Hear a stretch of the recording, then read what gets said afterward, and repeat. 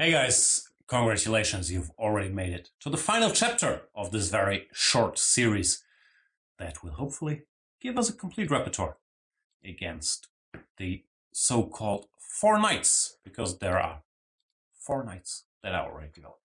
In this video, we will look at the lesser moves on move 4. White has a whole bag of surprise weapons here that every once in a while people always get excited about. Wow, a3 is so deep, it stops bishop b4. Or h3 is so deep, it stops bishop g4 in this and that line, and so on and so forth. There are a bunch of these moves that are not completely pointless, but not very dangerous either, once we get to know them. So, let's just start. And maybe we start with this very move, a3. That looks, of course, silly, but it has been played by serious players. And we will follow a game between two of the most serious players. There are Vladimir Kramnik with the black pieces facing Fabiano Caruana on the white side in a recent, I don't know what it was, Grand Chess Tour event in Paris before Kramnik retired. Kramnik, the good thing about him is you can follow him blindly in all these sidelines because he knows everything about everything. And he, after a3, plays the no-nonsense approach, pawn to d5, which in general, given the chance you will notice, I always want to go pawn to d5 here. Now, if white were to take this, knight takes d5, a3 really doesn't make a whole lot of a difference compared to the positions we've seen in the first video with colors reversed. Takes, followed by bishop d6. And short castles. These things are just equal. Well, my phone is ringing. But this is not something where a3 plays any kind of very productive role for white. d4 we take. After castles, we can just castle cd4. We can also castle. I think I looked at some game that went queen e2, queen e7. Takes,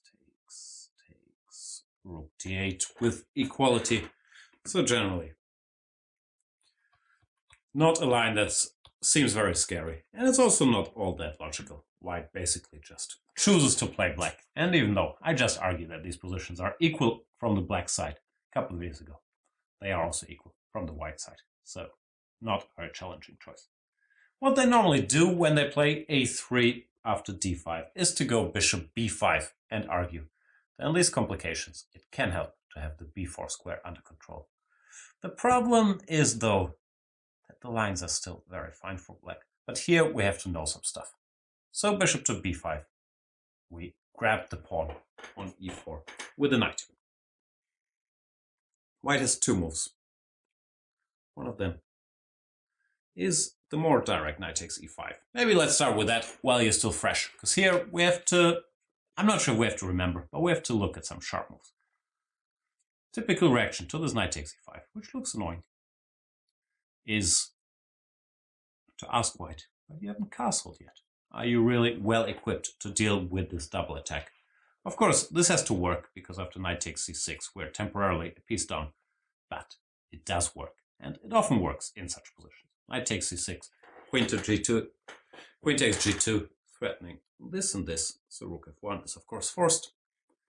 And this is, if we want to remember something, the one detail we have to remember about these lines. In this position, the move a7, a6 works very nicely for black. And it's important. This bishop is asked to abandon one of his diagonals. If it goes to a4, not only does it no longer cover f1, but it also has some other drawbacks, which we will see very quickly. One of them is after knight takes c3, d takes c, queen e4 check. It is under attack. So here, white has to go queen e2. And the second is after queen takes e2, king takes e2, bishop d7. This knight can no longer move while keeping the bishop covered.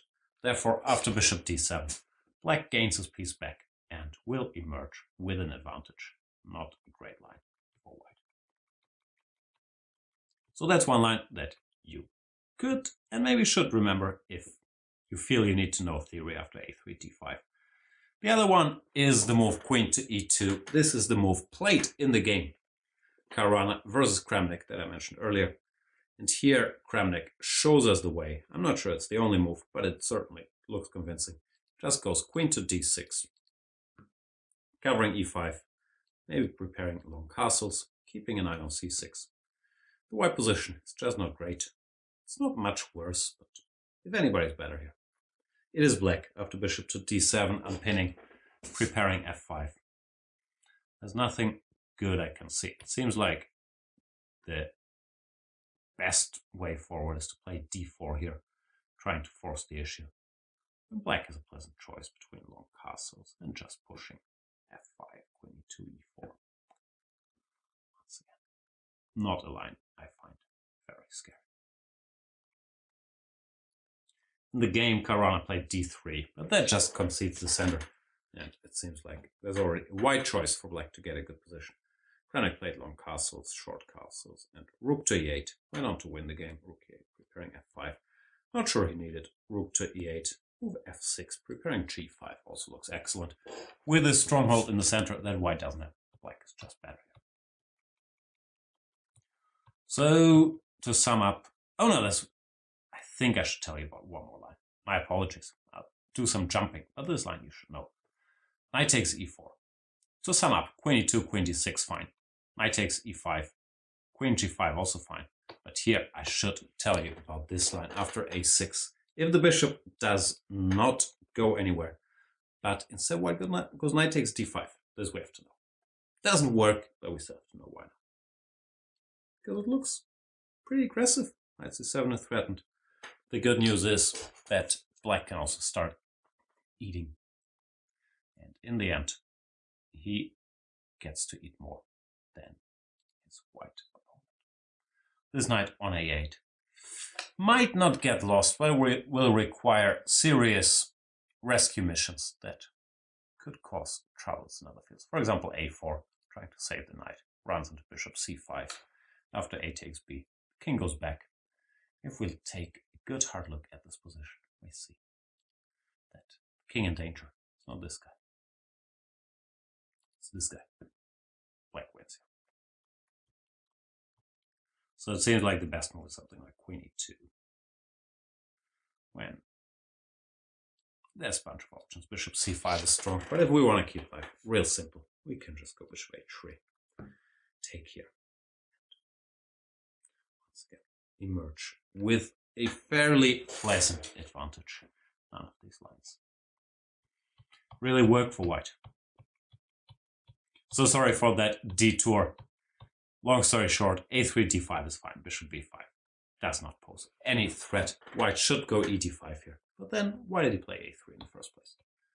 And maybe that train of thought brought Anish Giri to a move he's played, I think, in 3 games against strong opponents. Maybe Caruana, Kramnik, somebody else. The move h3. In all these games, bishop to b4 was played, which is quite logical. Giri played bishop to d3, move I've talked about a bit with colors reversed after bishop b5, bishop t6 as a viable option. And with the pawn on h3 already, it is a somewhat better version. Still not sure if you could argue that white is better here, but his next moves are certainly clear. Castles, rook e1, bishop somewhere. Take it from there. I quite like the policy of meeting all the slow moves with d5. And this is not an exception here. Once again, I think d5 works pretty well. Bishop b5, which we were just talking about, once again, is well met with knight takes e4. Nothing works for white. So after h3, d5, I believe the reasoning now is you take knight takes d5, go bishop b5, and you say, haha, my pawn is on h3. You don't have bishop g4 in the main line with colors reversed. Takes, bishop d6, let's say d4, takes, castles, castles, c takes d4, and there is no bishop to g4. But the bad news from white's point of view, although good news from black's point of view, is this position is still equal. The plan with h6, queen f6, bishop f5 still works even with the pawn on h3. And it's hard to believe that black could be in any trouble. I'm not sure about the move order here, but let's just start with h6. We want to put this here, put this guy here, then have a look around. And there is very, very little to fear if we just stick to that very simple scheme. Of course, you could continue looking at this position, but black is comfortably equal. So h3, not a bad move. Gives you a choice between bishop to b4 and pawn to d5. Both should equalize. Generally, if in doubt, I like d5 better, but it is very much a matter of taste. What else is there? One move that is in the spirit of these a3, h3 moves, making a quiet little waiting move, hoping for things to change. It's also bishop to e2. Not what I would call scary either, but not pointless. If unbothered, white still wants to go d4 here after bishop e7. He will argue, well, you put your bishop on a passive square. I took the center. Now I'm better. And he would be right. So what should black do? The usual. Not allow him to take that center and play d5 himself. E takes d5, knight takes d5. Now, if white wanted to, he could, of course, directly transpose to playing black and playing our own black repertoire here with bishop to b5. But even though I argued that black equalizes here with colors reversed, there is nothing to fear either. And black equalizes no matter which way you want to reverse the colors. So I don't think many white players will do this. Instead, what they typically do here is short castles. Our friend Jorn van Foreest won a famous rapid game against Anish Giri here, I think. Caruana also won a game after knight takes c3, b takes c3, e4, knight to e1. But just looking at it, once again, doesn't strike me as very scary. It makes some sense. White wants to go f3 very quickly, undermine this advanced pawn, and then maybe create a majority in the center. But if black just sticks to logical development, he's not in trouble. Bishop to d6, pawn to f3. Both Giri and Caruana played f5 here, which you can do, but it looks a little overzealous after fb, fb. The king is stuck in the center and whatnot. So why so furious? f3, just play bishop f5, then castle, fe, bishop e4. I can't see a single problem. I think they've played knight f3 here, short castles, d3, bishop g6. Black seems very comfortable to me. So that's bishop e2. Here you could also go knight d4. Just take. White is fighting for equality.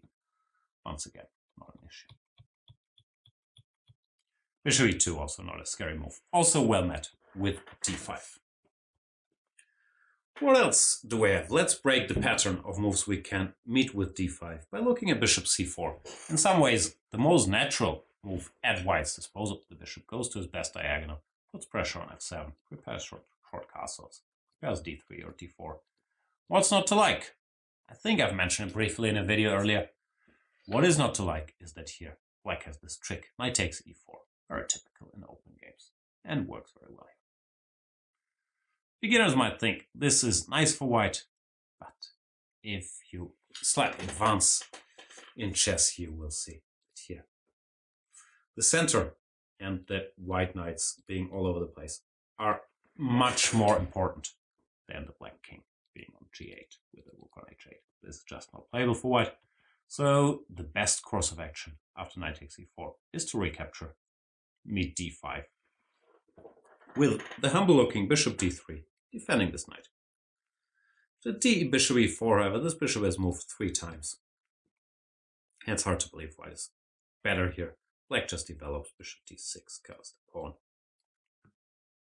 followed by castles. No worries. d4 is a typical blunder. 5 tactics points for you if you spotted bishop takes h2 check. Better than d4 would be rook to e1, sort of targeting this pawn, giving black a bunch of different options. Knight d4 looks like a clean equalizer to me. My computer says knight b4 is a fun little move to play, so maybe knight b4 is interesting. Black just wants to go f5 after, let's say, a3. You go f5. This bishop has no squares. So the critical line, according to Compy, was some weird stuff. d4, f5. Bishop, queen, I don't think you have to memorize this. I'm just showing you that black's position is fine. There was some funny tactics here. Takes, takes, takes, takes, takes. H6. Once again, this is pure space barring. The whole line is not all that relevant in the end. Computers say 0, 0, 0. Do with that information what you want. What you have to know is that black is fine here. To knight d4 or knight b4.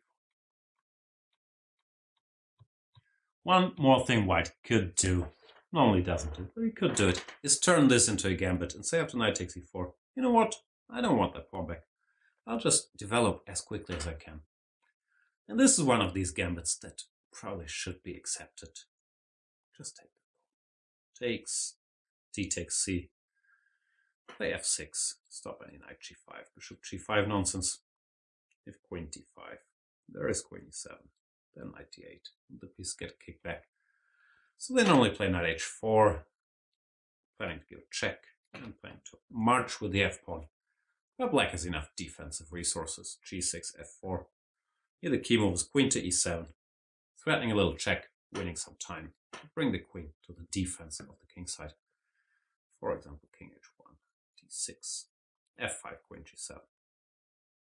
Black is much better. He will continue knight e7, bishop d7, stabilize, and enjoy his central healthy extra pawn. So this gambit, not that scary either. And generally, bishop c4, not a move you often see at a high level. But you have to know this trick, knight takes e4. All right, let's meet maybe the most prominent of the rare fourth moves, the move 4g3, which in the 90s, I think we call it Gleck system or Gleck variation, was played a lot by Grandmaster Igor Gleck. And he won some nice games, if I recall correctly, especially after bishop c5, bishop g2, with some slow attacks on the king side, stuff like that, some positional schemes. I do believe that once again, we should follow our credo, go d5 whenever you can.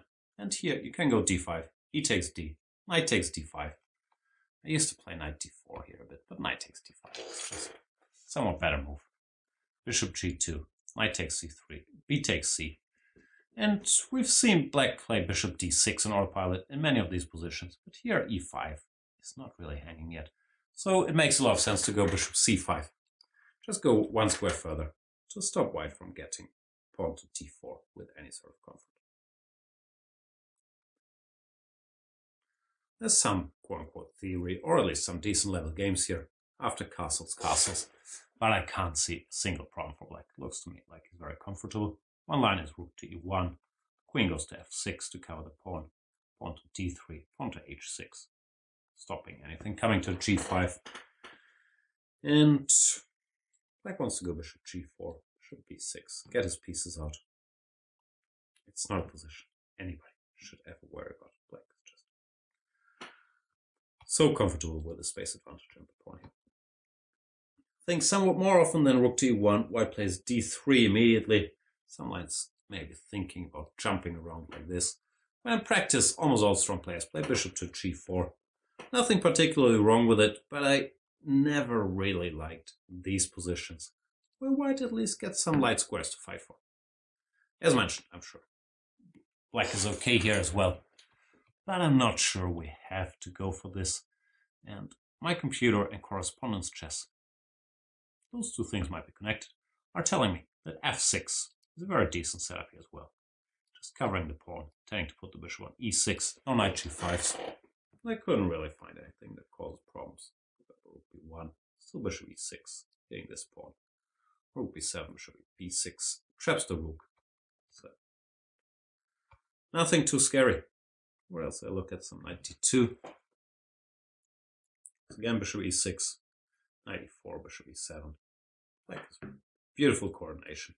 Oops, probably not queen d6, but rook to b8, queen to d7, maybe rook to e8, maybe f5, maybe bishop h3. There's nothing to worry about here.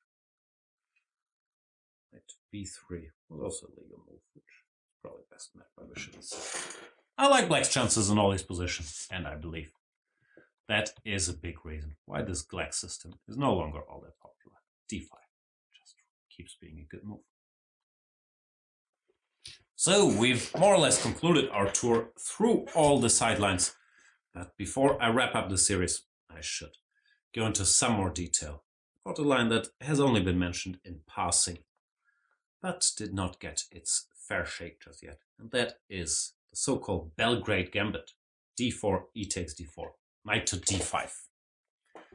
Now, my whole career, what I knew about the Belgrade Gambit was, I knew it's not very good, and I knew you can just play bishop e7 here, and you don't have a problem. And that's all I felt I ever really needed. Like, whenever any pieces come too close, you exchange them. For example, here, takes. Short castles, bishop f6. Black is fine. If bishop c4, you castle. You go d6. Once again, pieces come our way. We can just take them off. Black is completely fine.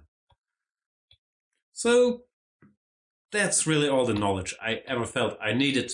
But if someone out there is more ambitious than me and wants to refute this thing, the move to play and the point to look is knight to b4. I believe this is what scores tremendously well, both in correspondence and over the board play. You just question this knight immediately before it can get comfortable on d5, and nothing seems to work all that well for white. What moves are there? Bishop c4. I think now the easiest, at the very least, is takes. Give a check. Another check. And go for a slightly better endgame, which is normally not what gambiteers want, to defend a slightly worse endgame. Right after their gambiting. Here after king takes e2, both c5. I sort of like c5 actually. D takes c, b takes c. And short castles, knight d4, rook e8, lead to a very pleasant position for black. This might look okay for white, but it's somewhat uncoordinated. d6, knight e4 is looming, f3, rook e5 could be awkward to defend this pawn. So things aren't so easy in either of these cases. And it's not an endgame. White will typically try to get outbuilt. So bishop c4, fairly harmless. There are these weird lines with knight takes d4 that are sort of aesthetically pleasing, because after knight takes e4, I think taking twice on d5 is fine as well. After knight takes e4, knights are sort of all over the place and continue their odd dances. Something like knight to f5. Pawn to c6, knight takes b4. Now we don't take, but play d5, take the other knight. And black is much better. So these lines don't really work, but they're fun. Knight b5 is also a move. Takes. Knight c5. Heading this direction. Once again, black. Very comfortable. Even though here white might come close to equality. So what else is there after knight b4? Yeah, there's also this line, which is maybe the sharpest. Knight f6, queen f6, now bishop c4. When I'll just throw some theory away. As mentioned, you can ignore all this and just play bishop e7. You don't need it. But here, this is sort of a sharp line that works tactically for black, but looks a bit scary if we do not have computers around. Queen f5, rook to e1. Here, key move. Not an obvious move to me, but key move. Bishop to d6. Knight c6 might look more logical, but then white goes c3, and the construction crumbles a little. But bishop d6 is good. That's based on a little trick after c3, which looks very, very natural now. Now, you can leave this knight hanging. Castle, cb, e4. That turns out black regains the piece with an excellent position. I'm not sure if we need to remember this, but it's a line I stumble upon when clicking through this knight b4 action. Generally, the Belgrade Gambit is not very good, and it should not give you sleepless nights the night before any game. That's, I believe, already all I had to say about the four knights. None of these sidelines a3, h3, bishop e2, g3 should scare you. Just push d5 in all of them, and you'll be fine. Well, the Belgrade Gambit we talked about. More than enough as well. Thank you guys for watching. I hope this will give you a repertoire, if you needed one, against the dreaded 4-knight system in e4, e5. And see you in the next video series.